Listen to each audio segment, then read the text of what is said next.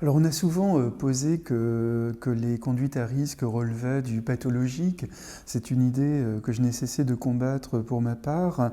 Je considère qu'elle relève moins du pathologique que d'une anthropologique, hein, avec un tiret au milieu, c'est-à-dire une logique de l'anthropos, une logique de conditions humaines.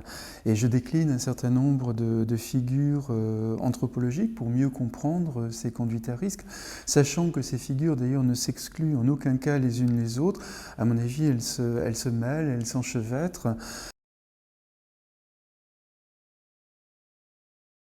Dans l'analyse, en tous les cas, que je propose quasiment depuis le début de mon travail sur le sujet, les conduites à risque ne sont pas du tout une pathologie. Ce sont des jeunes bien ordinaires, c'est chacun de nous qui aurait pu vivre la même existence un peu fracturée pendant un moment de l'existence, mais les conduites à risque ne sont pas un destin, une fatalité, une tragédie.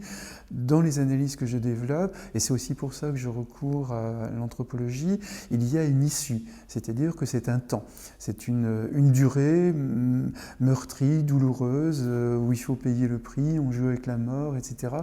Mais un jour ou l'autre, dans l'immense majorité de ces histoires, il y a une issue positive. C'est-à-dire le jeune trouve enfin une raison d'être, fait une rencontre amoureuse ou rencontre un adulte qui lui donne enfin le goût de grandir, de devenir un homme ou une femme, alors que jusqu'à présent il avait plutôt une piètre opinion des adultes ou de ce que c'est que d'être un homme ou que d'être une femme. Et là, soudain, il y a donc l'émerveillement d'avoir trouvé une solution, d'avoir trouvé une issue, un sens à sa vie.